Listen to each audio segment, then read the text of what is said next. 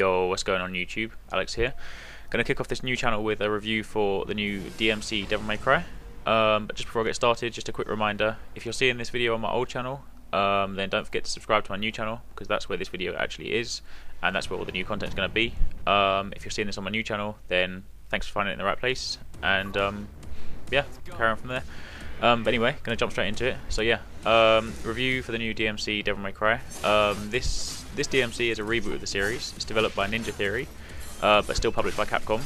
But for those of you that kind of came from the previous Devil May Cry series, and you're sort of like the kind of die-hard fans, Capcom did stress that they have got some of the original people from the team in place in Ninja Theory to kind of like make sure this new title keeps the kind of Devil May Cry kind of feeling to it. So it's not going to be a complete kind of change in direction, so to speak. But Ninja Theory have put a complete new spin on it, and I think it's for the better. I'm going to start by saying right now that there is a clear divide online between the people that love the new DmC and the people that are kind of old school fans and don't want to embrace the new Dante.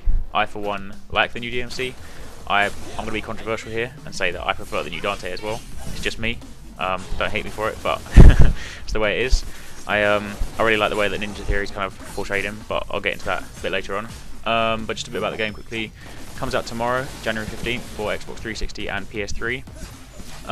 And there is, I believe, yes, there is. Sorry, there is Day 1 DLC as well, with where you can play as Virgil as well. But we'll get to that later on. So yeah, let me kick it off with like initial impressions. So I really like right from the start. I really like the setting. I like the whole kind of the way that it's set in a kind of sort of modern kind of. There's kind of a sort of urban feel to the game, and I think that's a really kind of hip new way to do it. I think it actually works really well. Characters I instantly like. I know Dante's always been kind of a cocky kind of person, so it's not like new to the character as such, but the way that he comes across in this game, like, it's really funny, and he's a really sort of like easy character to kind of grow on. So I really like that. And combat is instinctively fluid. It works out really, really well. Straight away, it's easy to, I mean, it's not like, I'm not trying to say that the older Devil May Cries were kind of difficult as such, because I've played them as well, and their combat in that is equally fluid and is is great, and there's nothing wrong with it at all. But the second the second I picked up this and started sort of like kicking out combos, fighting all the different enemies, it instantly felt kind of right. So I think they definitely got the balance right there. But yeah, talking about combat, go further into it. There's a total of 8 different weapons, 9 if you include the kind of chain, but basically you start off the game with Rebellion, which is your standard sword. Make sure you're kind of bread and butter combos, so you use that to kind of whack up all the enemies. That's what you start with, and then shortly after you pick up Ebony and Ivory. They're your trusted guns, so typically you use them to juggle the enemies in the air, and then hold them up between combos so that you can keep your chains going and you don't lose your rank. Then going on from there, you then pick up Arbiter, which is kind of like a kind of demon axe, so to speak. You get that one by, well, in the kind of second mission anyway. And then the partner with Arbiter is Osiris, which is kind of like a angel scythe. So they kind of they work off right trigger and left trigger, so you can switch between them instantly. So you don't actually have to kind of equip those weapons; they're already ready to go, which is great in a combat sense, because it means that you can go from using your sword to bringing out Arbiter to holding them in the air with Ebony and Ivory, and then finish them off with Osiris, things like that. So it makes adds to the fluidity of combat. So that's great. Then further down the line, you get I believe it's pronounced Arekkz, which is basically the 2 kind of demon power gloves. You can use it to punch through walls and things, and then obviously, again, that's combos. But then Arekkz takes place of Arbiter, so when it does come to switching weapons, you have to switch between those 2. But again, then they're assigned to triggers, so then you can bring them out anytime. And then the flip side of that for the angel weapon is Aquila, or Aquila, don't know how you want to pronounce it, but they're basically like angel death stars, and they're really great for sort of range. So if suddenly you've got enemies all around you and you need to kind of pull them all together and start kind of crowd controlling, then that's a really, really good way to do it.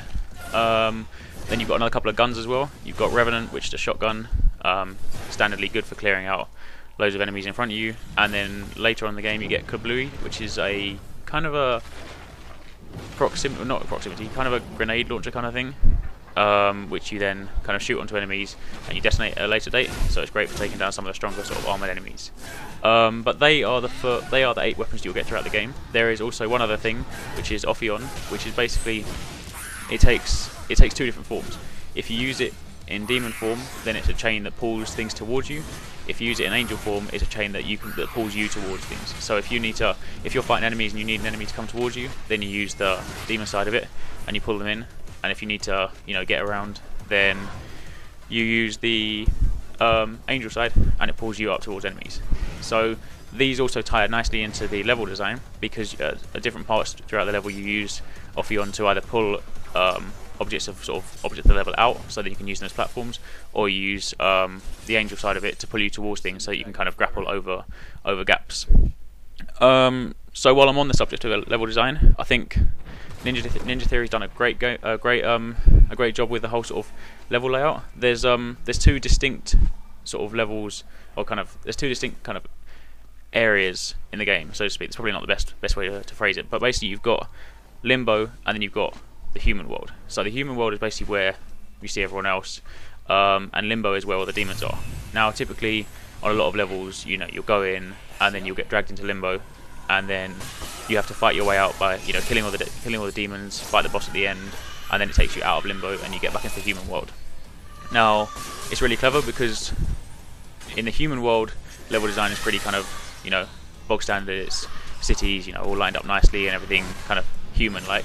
But then you go into Limbo and everything's all mixed up, so that's where you're going to find the levels all broken up. You've got things upside down, you've got demon masses and like black kind of sludge climbing all up the walls, and it makes for some really interesting sort of gameplay elements, because when you've got massive sort of holes and you're trying to fight a load of enemies over these gaps, you need to really watch where you are, because especially if you're using Ophion to kind of pull you around or pull enemies towards you, you find you're often kind of floating over gaps and then you end up falling down to your death. So yeah, they've done a really good job with the level design, and it's quite nice to sort of see the clear difference between Limbo and the human world, just without even having to see that there are demons in front of you. You can just see it by the level design. So that's really good. There is obviously, other than defeating the demons, the other way to kind of get out of Limbo is there's a character called Cat in the game. She basically developed this kind of graffiti paint sort of thing, so she can draw these kind of portals which then pull you in and out of Limbo. You can kind of stand on them. So yeah, speaking of Cat, while I'm on the subject, might as well bring it into characters. As I said earlier, I think Ninja Theory are really good at kind of getting emotion into their characters. This carries across from like Enslaved and things like that, but the Dante's standardly a cocky kind of person you'll grow to like anyway, but then you've got people like Cat who you'll grow an attachment towards and really sort of care about, and then obviously you've got Virgil, who is a complete sort of opposite to Dante, but he's also a really good character. So I think the character design and the character development throughout the game is really good. In terms of difficulty for this game, I'd say, because I have played the other Devil May Cry games, now there is a harder, well, there's always going to be a harder difficulty mode. There is Nephilim mode, and then there's another one after that. I forgot the name of it off the top of my head, but there is a harder difficulty mode. And I played through initially on normal, and it didn't provide it was challenging enough, but I didn't find it too difficult. Whereas I had played some of the older Devil May Cry games on normal, and they do still provide an irritating challenge at the end. Typical kind of Capcom bosses, I guess, in that respect. But so I think they've got the balance right. It's not too hard, and I suppose if you do choose the harder mode, it's going to provide you the challenge you want. But it works out. It feels quite nicely balanced. In terms of length, you can complete the game in about 7-8 hours. So some of you, that might sound a bit short, but I think they've done the pacing really well. So when you finish the game, you don't actually think, oh, it's over already. You don't feel like it's kind of short. It's done in such a way. So yeah, that's kind of most of it. I'm gonna the last kind of note I'm gonna leave it on is kind of my comparison to the old Devil May Cry. I'm gonna be really controversial here and say that I actually prefer the new Devil May Cry. I like the direction they're taking it. I like what Ninja Theory have done with it, and I really like, I like everything. I like the characters, the level design, the combat. So I think that's great. So all I'm going to say is I really recommend this game. If you're on the fence about it and you're not sure whether you're going to like it, just go for it, because it's a really great game. If you're one of those people that doesn't like the new Dante, then I still think you should try it out, because I think you'll be pleasantly surprised. If you like the old Devil May Cries, I think you're going to like this one.